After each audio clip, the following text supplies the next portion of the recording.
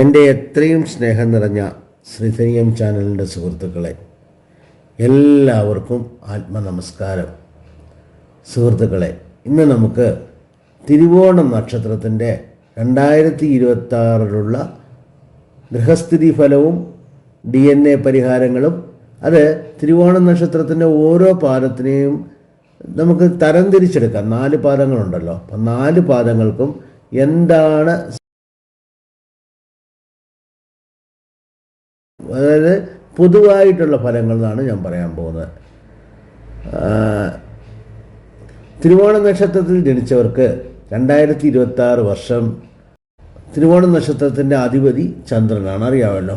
ദേവത ഭഗവാൻ വിഷ്ണുവാണ്.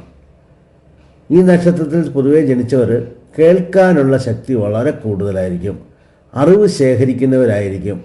മന്ത്രം, ശാസ്ത്രം, ജ്യോതിഷം, പഠനം എന്നിവയിൽ വളരെ താല്പര്യമുള്ളവരായിരിക്കും. പ്രത്യേകിച്ച് ജ്യോതിഷ പഠനങ്ങളിലും അതിൽ രാഹുവും കൂടെ ബന്ധപ്പെട്ടിട്ടുള്ള ഒരു ജാതകമാണെന്നുണ്ടെങ്കിൽ ട്രേഡ് വളരെ ഇൻട്രസ്റ്റ് ഉള്ളതായിരിക്കും. പലപ്പോഴും പോയി കുടുങ്ങുകയും ചെയ്യും. അതും കൂടെ പറയാമല്ലോ, കാരണം രാഹുവിൻ്റെ സ്വഭാവം അതാണ്. അപ്പോൾ രണ്ടും കൂടെ ആകുമ്പം, തിരുവോണവും രാഹുവും കൂടെ ചേർന്ന് കഴിഞ്ഞാൽ കുറച്ച് എക്സെൻട്രിക്കായിട്ട്, അതായത് എന്താ പറയുക, ഒരു വല്ലാത്തൊരു ആവേശമായിരിക്കും ഈ ട്രേഡൊക്കെ ചെയ്യാനും, അതിൽ നിന്ന് നഷ്ടങ്ങൾ സംഭവിക്കാനും, പിന്നെയും അത് ചെയ്യാനും, പിന്നെയും നഷ്ടങ്ങൾ സംഭവിക്കാനും, അങ്ങനത്തെ ഒരവസ്ഥ. ഓക്കെ, പിന്നെ ഇനി നമുക്ക് പാദം തിരിച്ചുള്ള ഒരു പൊതു സ്വഭാവം പറയാം. അപ്പം തിരുവോണം നക്ഷത്രത്തിൻ്റെ 1-ാം പാദത്തിൽ ജനിച്ചവർക്ക് നേതൃത്വ ഗുണമുള്ളവരായിരിക്കും. അവർ വേഗത്തിൽ തീരുമാനമെടുക്കുന്നവരായിരിക്കും. അവർ നല്ല ധൈര്യമുള്ളവരായിരിക്കും. 2026 പൊതുവെ അവർക്കൊരു ജോലി മാറ്റം പ്രതീക്ഷിക്കാം. അധിക അധികാരവും ഉത്തരവാദിത്വവും സാധ്യതയുണ്ട്. അപ്പോൾ ഇപ്പോൾ ഉള്ളതിനേക്കാൾ കൂടുതൽ ഉത്തരവാദിത്തങ്ങൾ അവർക്ക് മിക്കവാറും 2026 വേണ്ടിവരും. കോപം മാത്രം നിയന്ത്രിച്ചാൽ വലിയ ഉയർച്ചകൾ അവർക്കൊക്കെ നേടാം. ഇനി തിരുവോണത്തിൻ്റെ 2-ാം പാദം പറയാം. തിരുവോണത്തിൻ്റെ 2-ാം പാദം എന്ന് പറയുന്നത് ധനകാര്യബോധം ശക്തമായി നൽകുന്നു. ഭൂമി, വീട്, വാഹനം, സൗകര്യങ്ങൾ എന്നിവയിൽ വളരെ താല്പര്യമുള്ളവരായിരിക്കും അവർ. 2026 പൊതുവെ സാമ്പത്തിക സ്ഥിരത അനുഭവിക്കാനുള്ള ചാൻസ് കൂടുതലുണ്ട്. വരുമാനം മെച്ചപ്പെടും. ജാതകത്തിലെ രാഹുകേതുക്കളുടെ അവസ്ഥ മെയിനായിട്ട് തിരുവോണ നക്ഷത്രക്കാർ മനസ്സിലാക്കണം. രാഹുകേതുക്കൾ വേണ്ടാത്ത സ്ഥലങ്ങളിൽ വേണ്ടാത്ത ദൃഷ്ടിയിൽ ഇരുന്ന് കഴിഞ്ഞാൽ തിരുവോണ നക്ഷത്രത്തിനെ അത് വളരെ ബാധിക്കും. കാരണം ചന്ദ്രനാണ് അവിടെ നമ്മുടെ അധിപതി. മനസ്സിനെ വന്ന് അത് രാഹുകേതുക്കൾ എപ്പോഴും ഒന്ന് മനസ്സിലാക്കിക്കൊള്ളുക, മനസ്സിനെ ആയിരിക്കും ബാധിക്കുന്നത്. ഇത് പൊതുവായ കാര്യമാണ്. പിന്നെ തിരുവോണം 3-ാം പാദം, ഈ പാദത്തിൽ ജനിച്ചവർ സംസാര വൈദഗ്ധ്യമുള്ളവരായിരിക്കും. അധ്യാപനം, ജ്യോതിഷം, മീഡിയ കൺസൾട്ടേഷൻ മേഖലകളിൽ വളരെ തിളങ്ങും. നല്ല കഴിവുണ്ടായിരിക്കും അവർക്ക്. പ്രത്യേകിച്ച് അവർ ആ ഒരു കഴിവിനെ പോസിറ്റീവായിട്ട് ഉപയോഗിച്ച് കഴിഞ്ഞാൽ അവരെ ജയിക്കാൻ ആർക്കും പറ്റില്ല. പക്ഷേ അവരതിനെ നെഗറ്റീവായിട്ട്, അതായത് രാഹുവിൻ്റേതായിട്ടുള്ള എക്സ്ട്രാ, അതായത് ഒരു വല്ലാത്ത ഒരു സെൻസിറ്റീവ് ക്യാരക്ടർ, അതായത് എന്തും വലുതായിട്ട് നമ്മളങ്ങ് ആഗ്രഹിക്കുക, വലുതായിട്ട് അതിൻ്റെ പുറകിന് പോവുക, വലിയ വീർപ്പിച്ച ബലൂൺ മാതിരി പോവുക, പിന്നെ പെട്ടെന്ന് ഒരു പൊട്ടിപ്പോവുക, ഈ ഒരവസ്ഥയുള്ള തിരുവോണം നക്ഷത്രക്കാരെ, പ്രത്യേകിച്ച് 3-ാം പാദക്കാരെന്ന് മനസ്സിലാക്കിക്കൊള്ളുക. നിങ്ങളുടെ കഴിവിനെ നിങ്ങൾ തന്നെയാണ് ഇത് ചെയ്യുന്നത്. കാരണം നിങ്ങൾക്ക് നല്ലൊരു കഴിവുണ്ട്. നാച്ചുറലി ആ ഒരു കഴിവ് നിങ്ങൾ പോസിറ്റീവായിട്ട് ഉപയോഗിച്ച് നല്ലൊരു കൺസൾട്ടേഷൻ മേഖലകളിൽ നിങ്ങൾ പോയാൽ തീർച്ചയായിട്ടും നിങ്ങൾ രക്ഷപ്പെടും. പിന്നെ 2026 സംബന്ധിച്ചുള്ളവർക്ക് പുതിയ ബന്ധങ്ങൾ, നെറ്റ്വർക്കിംഗ് വഴി അവസരങ്ങൾ, പിന്നെ ഗോസിപ്പും അനാവശ്യ വാക്കുകൾ ഇവർ ഒഴിവാക്കണം. അതാണ് ഇത് ഞാൻ പറയുന്നതിൻ്റെ എല്ലാത്തിൻ്റെയും ബാക്കിലുള്ള കാര്യം അതാണ്. തിരുവോണം നക്ഷത്രക്കാർ അവർക്ക് ഇൻഫ്ലുവൻസ് ചെയ്യാനുള്ള കഴിവുണ്ടെന്നുള്ള സത്യമാണ്. അത് ആർക്കും മറയ്ക്കാൻ പറ്റില്ല, അത് അവരുടെ കഴിവാണ്. പക്ഷേ അവരത് സ്വന്തം മൂല്യങ്ങൾക്കായിട്ട് വളച്ചൊടിച്ചെടുത്തെന്ന് വെച്ചോ തീർച്ചയായിട്ടും അവർ പെടും. കാരണം ചന്ദ്രൻ എന്ന് പറയുന്നത് നമ്മളൊരു ദൈവീക ഗ്രഹമാണ് കേട്ടോ. ഈ ഗ്രഹങ്ങളിൽ തന്നെ പലതരത്തിലുള്ള ഗ്രഹങ്ങളുണ്ട്. തിരുവോണത്തിന് ഇപ്പോൾ സംബന്ധിച്ചോളം ചന്ദ്രൻ ഭയങ്കര ഇൻഫ്ലുവൻസാണ്. അതുപോലെ തിരുവോണം മകരരാശിയിലാണ് ഇരിക്കുന്നത്. മകരരാശിയുടെ അധിപൻ ആരാണ്? ശനി ഭഗവാനാണ്. ശനി ഭഗവാൻ വന്നിട്ട് ഒരു സ്ട്രിക്റ്റായിട്ടുള്ള ഗ്രഹനാഥൻ മാതിരിയാണ്. അദ്ദേഹം എല്ലാം കണ്ടുകൊണ്ടിരിക്കുകയാണ്, നമ്മൾ ചെയ്യുന്ന ഓരോ കാര്യങ്ങളും കണ്ടുകൊണ്ടിരിക്കുകയാണ്. അപ്പോൾ എന്താ സംഭവിക്കുന്നതെന്ന് വെച്ച് കഴിഞ്ഞാൽ, ഈ ഒരു ആ ഗ്രഹത്തിലുള്ള ഒരു വ്യക്തി അല്ലെങ്കിൽ ഒരു കുട്ടി അല്ലെങ്കിൽ ഒരു ആരെങ്കിലും നമ്മുടെ വീട്ടിൽ തന്നെ ഒരു വ്യക്തി അങ്ങനെ ഒരു ചെറുതായിട്ട് ആവശ്യമില്ലാതെ പോവുകയാണെങ്കിൽ ഇപ്പോൾ ഗ്രഹനാഥൻ വേണ്ടിയെടുത്ത് നല്ല കൊട്ടു കൊടുക്കും അല്ലേ. ആവശ്യമുള്ളിടത്ത് മാത്രമേ അവരെ ഗൈഡ് ചെയ്യും. ഇവിടെയും അതാണ് തിരുവോണത്തിൻ്റെ അവസ്ഥ. തിരുവോണം നല്ല രീതിയിൽ പോയി കഴിഞ്ഞാൽ ഓക്കെ, നോ പ്രോബ്ലം, പൊയ്ക്കൊള്ളുക. പക്ഷേ അതിനെ വേണ്ടാത്ത മാതിരി, അവരുടെ കഴിവിനെ വേണ്ടാത്ത മാതിരി ഈ ട്രേഡിലൊക്കെ വളച്ചൊടിച്ചെടുത്തെന്ന് വെച്ചോ, ഗാംബ്ലിങ്ങിൽ പ്രത്യേകിച്ചും അവർ പെടുമെന്നുള്ളത് സത്യം തന്നെയാണ്. അത് മാറ്റാൻ പറ്റില്ല, അതാണ് സത്യം. ഓക്കെ, ഇനിയിപ്പം തിരുവോണത്തിൻ്റെ 4-ാം പാദത്തിലേക്ക് വരാം. ഒരു പ്രത്യേക വികാരപരമായിട്ടുള്ള സ്വഭാവമായിരിക്കും അവർക്ക്. ഈ 4-ാം പാദത്തിൽ തിരുവോണത്തിനുള്ളവർക്ക് എപ്പോഴും എന്തെടുത്താലും ഒരു വല്ലാത്ത ഒരു ചിന്തകൾ. അതായത് ചിലർ പറയില്ലേ, ഇവരുടെ വാക്ക് കേട്ടോ, ഇവരെന്താ ഇങ്ങനെ, ഇവരുടെ നാക്കെന്താ ഇങ്ങനെ എന്നൊക്കെ ചോദിക്കില്ലേ. ഈ ഒരു കാരണം ഇതെന്ന് മിക്കവാറും എന്താണെന്ന് വെച്ചാൽ അവർ വളരെ സെൻസിറ്റീവ് ആയിരിക്കും. അവർ പെട്ടെന്ന് ആക്ട് ചെയ്യും. ഒന്ന് ആലോചിക്കുന്നതിന് മുമ്പ് തന്നെ അവർ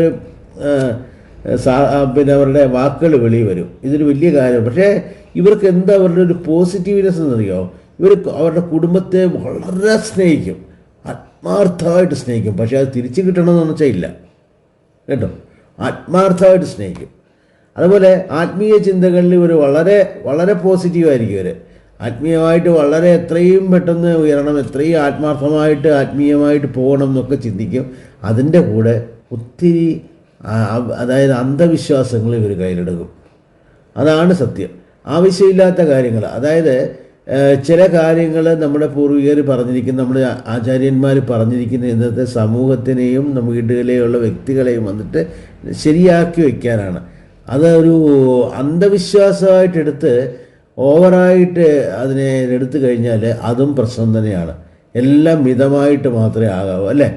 അതുപോലെ പിന്നെ ഇവർക്ക് 2026 സംബന്ധിച്ചോളം കുടുംബ ഉത്തരവാദിത്തങ്ങൾ വർദ്ധിക്കും. മാനസിക സമ്മർദ്ദങ്ങൾ വരാൻ സാധ്യത കൂടുതലാണ്.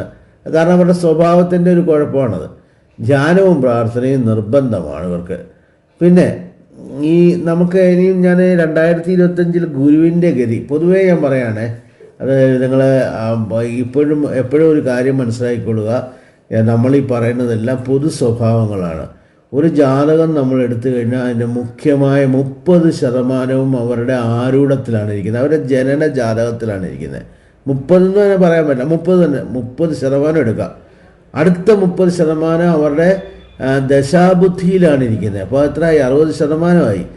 അതിനുശേഷം ബാക്കി ഒരു നമുക്ക് എടുക്കാനാണെങ്കിൽ അടുത്ത ഒരു 20% നമുക്ക് ഗോചരാവസ്ഥ, അതായത് ഗ്രഹങ്ങളുടെ ഇപ്പോൾ പറയുന്നത് നമ്മൾ പറഞ്ഞ അഷ്ടമശനി, 7ര ശനി, ഗുരു 8 അല്ലെങ്കിൽ ഗുരു 12 അങ്ങനെയൊക്കെ പറയുന്നില്ല. നമ്മൾ വർഷാവർഷം നമ്മൾ ഓരോ ഇപ്പോൾ ഗുരുവിൻ്റെ മാറ്റമൊക്കെ വളരെ പോസിറ്റീവായിട്ട് നമ്മൾ ചിന്തിക്കില്ലേ.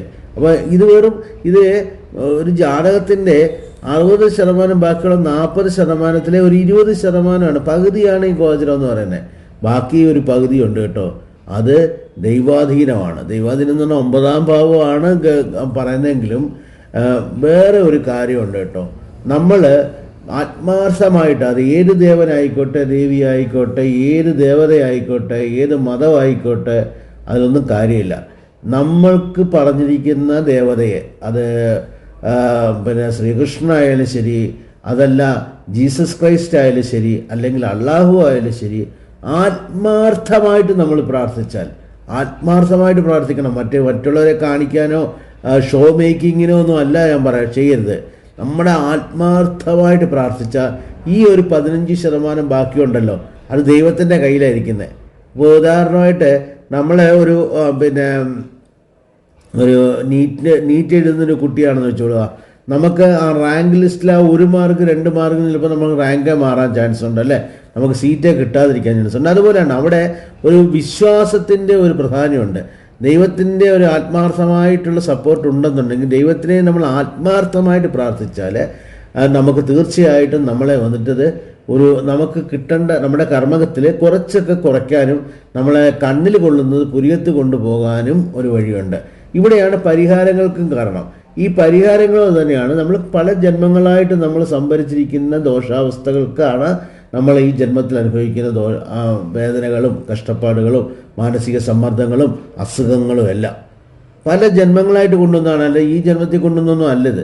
അപ്പോൾ അതിനെ നമ്മൾ റിമൂവ് ചെയ്യണമെന്നുണ്ടെങ്കിൽ നമ്മൾ ആത്മാർത്ഥമായിട്ട് അതിന് സഹകരിക്കണം, ആത്മാർത്ഥമായിട്ട് പരിഹാരം ചെയ്യണം. അല്ലാതെ ഇതൊന്നും ജീവുമ്പ് അവർക്കൊന്നുമില്ല. ഇതൊരു ജ്യോതിഷാചാര്യനെ കൊണ്ടും പറ്റില്ല, വേറെ ഒരാളെ കൊണ്ടും ഇത് പറ്റില്ല. അത് നമ്മൾ തന്നെ മാറ്റണം. ഗൈഡ് ചെയ്യുക എന്നുള്ളത് മാത്രമേ ഒരു ജ്യോതിഷന് പറഞ്ഞിട്ടുള്ളൂ. ഗൈഡ് ചെയ്യുക, നിങ്ങൾ ഇന്ന ക്ഷേത്രത്തിൽ പോവുക, അവിടെ ഇന്നമാതിരി ചെയ്യുക, ഇന്ന ആത്മാർത്ഥതയോട് കാര്യങ്ങൾ ചെയ്യുക എന്നുള്ളത് മാത്രമേ ഒരു ജ്യോതിഷനെ കൊണ്ട് പറയാൻ പറ്റുള്ളൂ. അത് ചെയ്ത് അത് ഉപകാരപ്രദമാക്കേണ്ടത് അവരവരുടെ കാര്യമാണ്. ഇവിടെയും നമ്മൾ പറഞ്ഞില്ലേ, നമുക്ക് ആ 60% മുതൽ 70% വരെ ഇപ്പുറത്ത് കിടക്കുകയാണ്. ഇത് വന്നിട്ട് ഒത്തിരി നെഗറ്റീവായിട്ടിരിക്കുന്ന ഒരു ക്യാരക്ടറാണെന്ന് വെച്ചോളൂ, ഒരു വല്ലാത്ത അവസ്ഥയാണെന്ന് വെച്ചോളൂ, അവർ പാപദാശ അത്ര നമ്മൾ കഴിഞ്ഞ ജന്മങ്ങളിത് കൊണ്ടുവന്ന് വെച്ചോളുക. ഇത് പെട്ടെന്നൊന്നും മാറ്റാനൊന്നും പറ്റില്ല. കംപ്ലീറ്റ് ആയിട്ട് മാറ്റി നിങ്ങൾ വീണ്ടും സ്റ്റഡി ആകാമെന്ന് ചോദിച്ചാൽ പറ്റില്ല. പക്ഷേ നിങ്ങൾക്കൊരു മനസ്സമാധാനം വരും. അതിനെ നിങ്ങൾ എങ്ങനെ അതിനെ നമ്മൾ മുന്നോട്ട് കൊണ്ടുപോകാം, ഏത് വഴിയിൽ നമുക്ക് സമാധാനമായിട്ട് ഈ ജീവിതം ഈ ജന്മം നമുക്ക് കഴിക്കാം, അടുത്ത ജന്മത്തിൽ നമ്മൾ വളരെ പോസിറ്റീവായിട്ടുള്ളൊരു കാര്യത്തിലേക്ക് പോകാമെന്ന് നമുക്ക് ഈ പരിഹാരങ്ങൾ മൂലവും ആത്മാർത്ഥമായ ദൈവവിശ്വാസം മൂലവും സാധിക്കും. അതാണ് സത്യം. ഓക്കെ, അപ്പോൾ ഇപ്പം ഞാൻ പറഞ്ഞല്ലോ, ഇനിയിപ്പോൾ ഞാൻ ഗുരുവിൻ്റെ ആ ഒരു മാറ്റത്തെ പറ്റി ഞാൻ പറയാം. ഗുരു 2026 കർക്കിടകത്തിലേക്ക് പോവുകയാണ്, വളരെ ഉച്ചത്തിലേക്കാണ്. പൊതുവേ ഗുരു വന്നിട്ട് പോസിറ്റീവായിട്ടുള്ളൊരു ഗ്രഹമാണ്. എന്നാലും ചില അവസ്ഥകൾക്ക് അത് മാരകാധിപതി ദോഷങ്ങളും ഗുരുബലം കുറവായിട്ടുള്ള ജാതകങ്ങളും ഒക്കെ ഉണ്ട്. അപ്പം അതനുസരിച്ച് വേണം അതിന് മാർഗിടാൻ. എന്നാലും കർക്കിടകത്തിലേക്ക് പോകുന്ന ഇത് തിരുവോണ നക്ഷത്രക്കാർക്ക് പുതിയ അറിവും ആത്മീയ വളർച്ചയും വിദ്യാർത്ഥികൾക്കും അധ്യാപകർക്കും മികച്ച ഒരു കാലവും നൽകും. അതുപോലെ ശനി ഭഗവാന്റെ അവസ്ഥ അത് തന്നെയാണ്. ശനി നിൽക്കുന്നത് മീനരാശിയിലാണല്ലേ, മീനരാശിയിൽ തുടരും അത്. അപ്പം മകരം കഴിഞ്ഞാൽ കുംഭം മീനം, അതായത് 3ാം പാദത്തിലാണ് നിൽക്കുന്നത്. അത് പൊതുവേ ശനി ഭഗവാൻ എങ്ങനെയാണെന്ന് വെച്ചാൽ ഒരു കർമ്മദോഷത്തിനും അതായത് ഗുണദായകനുമാണത്. കർമ്മത്തിനനുസരിച്ചത് വർക്ക് ചെയ്യും. നമ്മുടെ ജാതകത്തിൽ ശനി ഭഗവാൻ വന്നിട്ട് പോസിറ്റീവായിട്ട് ഉച്ചബലത്തിലോ അല്ലെങ്കിൽ പോസിറ്റീവോ ഇഷ്ടബലം എന്ന് പറയാൻ പൊതുവെ ആ ഇഷ്ടബലത്തിലുള്ള ഒരു ശനി ഭഗവാൻ തീർച്ചയായിട്ടും നല്ലത് ചെയ്യും. 7 ശനിയിലൊക്കെ അവർ കഴിഞ്ഞ ജന്മങ്ങളിലുള്ള ദോഷങ്ങളൊക്കെ ഒന്ന് മാറ്റാനായിട്ട് കുറച്ച് മരുന്ന് തരുമെന്നുള്ള അതില്ലെന്നൊന്നും പറയാൻ പറ്റില്ല. ഉണ്ടാകും, കഷ്ടപ്പാടുകൾ ഉണ്ടാകും. പ്രത്യേകിച്ച് തിരുവോണക്കാർക്ക് ഉണ്ടായിരിക്കും. കഴിഞ്ഞ ഒരു 8-9 വർഷമായിട്ട് അവർ അനുഭവിക്കുന്നത് വല്ലാത്തൊരവസ്ഥയാണ്, അത് നമുക്കറിയാം. അപ്പം തീർച്ചയായിട്ടും ശനി ഭഗവാൻ ഒരു പോസിറ്റീവായിട്ട് 3ാം ഭാവത്തിലാണ്. പക്ഷേ ജാതകത്തിൽ ശനി ഭഗവാന്റെ അവസ്ഥ നോക്കണം. ശനി ഭഗവാൻ നെഗറ്റീവായിട്ട് അല്ലെങ്കിൽ ദോഷപരമായിട്ടല്ലെങ്കിൽ കഷ്ടബലദായകനായിട്ടുള്ള ഒരു ശനി ഭഗവാനാണെന്നുണ്ടെങ്കിൽ നമ്മൾ എന്ത് ചെയ്യണമെന്ന് വെച്ച് കഴിഞ്ഞാൽ അവിടെ ആത്മീയ പരിഹാരങ്ങൾക്കല്ല ബുദ്ധിമുട്ട്, കാർമിക് പരിഹാരങ്ങൾക്കാണ് അവിടെ നമ്മൾ കൊടുക്കേണ്ടത്. കാർമിക് പരിഹാരങ്ങൾ ചെയ്ത് നമ്മൾ വന്നിട്ട് ആ ഭഗവാനെ വന്നിട്ട് പോസിറ്റീവ് ആക്കിയ ശേഷം നിങ്ങൾ ആത്മീയത്തിലേക്ക് പോയി കഴിഞ്ഞാൽ ഒരു മരുന്ന് കിട്ടുന്ന ഇപ്പം നമ്മളെ സാധാരണ അസുഖങ്ങൾ മാറ്റാനുള്ള മരുന്നല്ലേ, നമ്മൾ ചില മരുന്ന് നമ്മുടെ ബോഡിയെ ബാലൻസ് ചെയ്ത ശേഷം ആരോഗ്യം വരുത്തിയ ശേഷം ചില മരുന്നുകൾ തരുന്നില്ല ഡോക്ടർമാർ. ഇത് തന്നെയാണ് ഇവിടെ അവസ്ഥ. ദോഷകരമായിട്ടുള്ള ഒരു ഗ്രഹത്തിൻ്റെ ദോഷം, അതായത് കഷ്ടബലം, അത് നല്ലൊരു ആചാര്യനെ കൊണ്ട് ജാതകം നോക്കിക്കുക. ജാതകത്തിൽ ഗ്രഹങ്ങളുടെ ബലം മനസ്സിലാക്കുക. കാരണം ഒരു 8 ബലമുണ്ട്. ഈ 8 ബലങ്ങളും കറക്റ്റായിട്ട് നമ്മൾ നോക്കിയ ശേഷം മാത്രമേ ആ ഗ്രഹത്തിൻ്റെ യഥാർത്ഥ ബലം ഇഷ്ടബലമാണോ കഷ്ടബലമാണോ എന്ന് മനസ്സിലാവുള്ളൂ. അത് അറിഞ്ഞ ശേഷം നമ്മൾ അതിനനുസരിച്ചുള്ള മരുന്ന് കൊടുക്കുക. അതിപ്പോൾ കഷ്ടബലമാണെങ്കിൽ കർമ്മദോഷ പരിഹാരം ചെയ്യുക. ഞാനൊരു ഉദാഹരണം പറയാം. ശനി ഭഗവാൻ എന്ന് പറയുന്നത് നല്ലെണ്ണയാണ്. നമുക്കറിയാമല്ലോ, എള്ള് ആട്ടിയ നല്ലെണ്ണ, അതാണ് ഉദ്ദേശിക്കുന്നത്. എള്ളെന്ന് പറയുന്നത് ശനി ഭഗവാന്റെ ഒരു ധാന്യമാണ്. അത് ആട്ടിയ നല്ലെണ്ണ നമ്മൾ ധർമ്മശാസ്താവിന് കൊണ്ടുപോയിട്ട് ശനിയാഴ്ച, അതായത് ശനി ഹോരയിൽ വന്നിട്ട് നീരാഞ്ജനം എന്ന രീതിയിൽ ഒരു പാത്രത്തിൽ ഒരു ഒരു പിന്നെ തേങ്ങാമൂടിയിൽ നമ്മളത് വെച്ച് അല്ലെങ്കിൽ എള്ള് വെച്ച് നല്ലെണ്ണയിലിട്ട് നമ്മൾ ആ എരിക്കുന്ന സമയത്ത് ആ നല്ലെണ്ണയിലുള്ള ചില പോസിറ്റീവ്നെസ്, അതായത് അതുകൊണ്ട് നമ്മുടെ ദോഷങ്ങൾ കുറയാനുള്ള ചാൻസ് കൂടുതലാണ്. ഇതാണ് നീരാഞ്ജനത്തിൻ്റെ പ്രത്യേകത. രണ്ടാമത്, നല്ലെണ്ണ ചേർത്ത ഭക്ഷണങ്ങൾ നിങ്ങൾ ഏത് ജീവരാശിക്കും കൊടുക്കാം. ഏത് ജീവരാശിക്കും. ഇപ്പോൾ കാശി പെരിയവർ എന്ന് പറയും, അദ്ദേഹം പറയുന്നത്, അദ്ദേഹത്തിൻ്റെ നിങ്ങൾക്ക് അതേപ്പറ്റി, അതായത് പിന്നെ അതായത് നമ്മളെ അദ്ദേഹത്തിൻ്റെ അഭിപ്രായം എന്താണെന്ന് വെച്ച് കഴിഞ്ഞാൽ, നിങ്ങൾ അതായത് ഏത് ജീവിക്കും, എറുമ്പുകളായിക്കോട്ടെ, എറുമ്പുകൾക്ക് ഭക്ഷണം കൊടുത്താൽ കൂടെ മതി. അപ്പോൾ ഒരു നല്ലെണ്ണ പുരട്ടിയ ഭക്ഷണങ്ങളൊക്കെ ഉണ്ടല്ലോ, അങ്ങനെ എറുമ്പുകൾക്ക് കൊടുക്ക കൂടെ നമുക്ക് നമ്മുടെ, അതായത് അന്നദാനത്തിനപ്പുറം വേറെ ഒരു ദാനവും ഇല്ല കേട്ടോ. അന്നദാനമാണ് ഏറ്റവും വലിയ പരിഹാരം. ഈ അന്നദാനം പ്രത്യേകിച്ച് ദ്വാദശി ദിവസങ്ങളിലൊക്കെ അന്നദാനം കൊടുത്തെന്ന് വെച്ചോ, ഒരു മാസത്തിൻ്റെ ദ്വാദശി തിഥിയിലൊക്കെ അന്നദാനം കൊടുത്തെന്ന് വെച്ചോ, ഒരാൾക്ക് കൊടുക്കുന്നതിന് 10 ആൾക്ക് കൊടുത്തതിന് സമമാണത്. അപ്പോൾ നിങ്ങളൊന്ന് ആലോചിക്കുക, 100 എറുമ്പ് നമ്മളെ കൊടുക്കുന്ന ആഹാരം എടുത്തിട്ട് പോയാൽ അതിൻ്റെ ആ വ്യാപ്തി ഒന്ന് ആലോചിക്കുക. ഇങ്ങനെയാണ് നമ്മൾ കർമ്മദോഷം കുറയ്ക്കേണ്ടത്. ഇങ്ങനെ കർമ്മദോഷം കുറച്ച് വേണം ശനി ഭഗവാനെ നമ്മുടെ ബാലൻസിലേക്ക് കൊണ്ടുവരാൻ. ബാലൻസിൽ കൊണ്ടുവന്ന ശേഷം വേണം ശനി ഭഗവാനെ നമ്മൾ ശക്തിപ്പെടുത്താൻ. ഇത് തന്നെയാണ് ശബരിമലയിലും ചെയ്യുന്നത്. ശബരിമലയിൽ നമ്മൾ യാത്ര ചെയ്ത് വ്രതമെടുത്ത്, ആത്മാർത്ഥമായിട്ട് വ്രതമെടുത്ത് ആ മല കയറി ചെന്ന് ഭഗവാനെ 48 ദിവസത്തിൽ പോയി കാണുന്ന സമയത്ത് നമ്മൾ ചെയ്യുന്ന കർമ്മരീതിയിലായിട്ടുള്ള പരിഹാരങ്ങൾ, ഈ അതായത് ദാനം കൊടുക്കും, നമ്മൾ കറക്റ്റായിട്ട് രാവിലെ എണീച്ച് പിന്നെ അയ്യപ്പനെ വിളിക്കും, ദൈവത്തിനെ വിളിക്കും, ഇതെല്ലാം ചെയ്ത് കഴിഞ്ഞ് നമ്മളവിടെ ചെന്ന് ചെയ്യുന്ന ആ പരിഹാരത്തിന് തീർച്ചയായിട്ടും ശനി ഭഗവാൻ അവിടെ നമുക്ക് പ്രസാദിക്കും.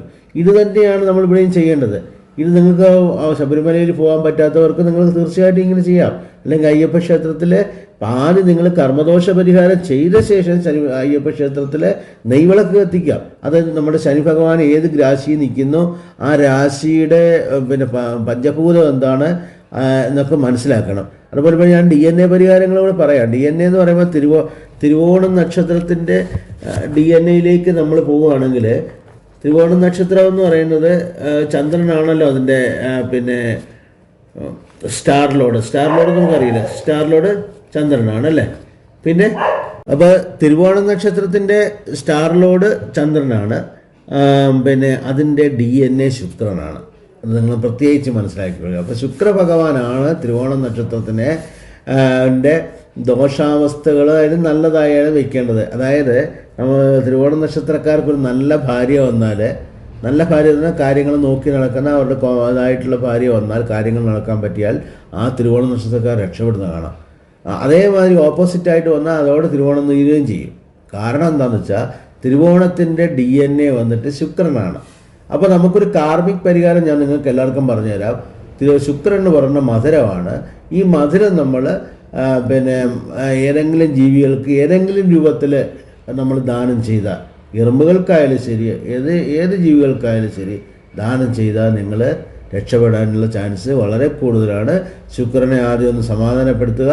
അതുപോലെ ഭാര്യ ഉണ്ടെങ്കിൽ ഭാര്യയ്ക്ക് ആവശ്യമുള്ള കാര്യങ്ങൾ വാങ്ങിച്ചു കൊടുക്കുക, വസ്ത്രങ്ങൾ വാങ്ങിച്ചു കൊടുക്കുക. പ്രത്യേകിച്ച് അതുപോലെ നമ്മുടെ സഹോദരിമാരും ശുക്രന്മാരാണ്, അവർക്കും വേണ്ടി വസ്ത്രദാനം ചെയ്യുക.